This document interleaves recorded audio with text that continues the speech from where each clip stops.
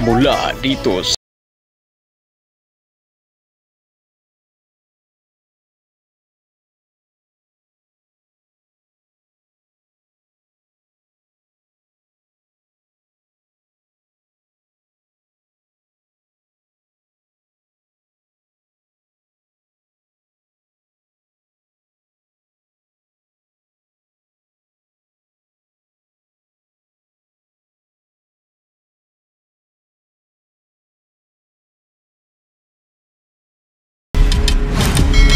Pala ay sigarilyas or wing beans or sa amin tinatawag din itong caravansos. So, it is very rich in content of protein, fiber, vitamins, and minerals which can support digestion, promote bone health, boost immune system, aid weight and management, and prevent various deficiencies. Ito pala ay sigarilyas or Wing bean supports brain function. The vitamin B1 or thiamine and B6 or pyridoxine found in wing beans play a vital role in supporting brain function and improving cognitive ability.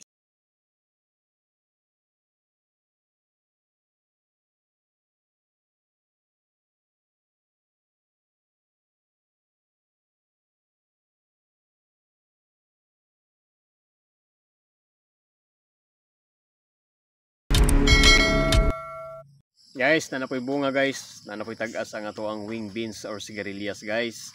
So ako lang ipaambit sa inyo hano na base lang po ni sa akong kagalingon nga research. Ang thiamine dai guys no, may pinaka-importante sa buros aron nga ang buros dili siya magbiri-biri. So ang wing beans or sigarilyas kung inyong lantawon guys sa Google, kung i-research ninyo guys, taas kayo siya og thiamine content no. So mao na nga ang wing beans o sigarilyas importante kay siya bros. Nya nahinumdum ko guys nga sa unang anak namo nga si Pearl, during sa pag-pregnant sa ako ang misis ani ni Pearl, wala jud siya biri-biri ha. Tungod kay nakahinumdum ko guys nga ang ato nga time nga nagbuntis akong misis ni Pearl, kanunay ming nagakaon og wing beans or sigarilyas. Unya karon sa ikaduha namong anak nga kining gibuntis akong asawa karon, wala nami magkonsumo og wing beans o sigarilyas. Tungod kay murag nalimot ko ba nga ang wing beans o sigarilyas di ay importante kay sa nga tanan para sa mga buntis. So karon guys, akong gibalikan pag-research. So doon na di ay thiamine ang wing beans o sigarilyas. Nga diin maoy importante kaayo para sa mga buros para dili sila magbiri-biri. Bantog di ay guys nga si Mrs. karon guys medyo nakasinati og pagdako sa iyahang tiil o nagbiri-biri siya tungod kay kulang kay siyang thiamine sa iyahang pagburos karon.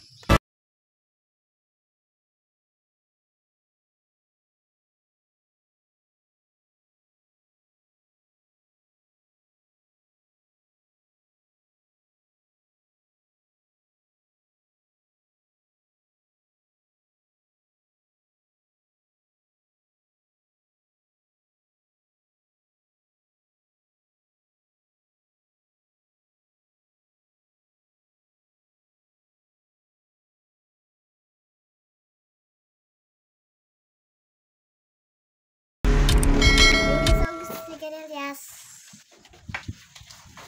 Eat na ta guys. Oba. Dami.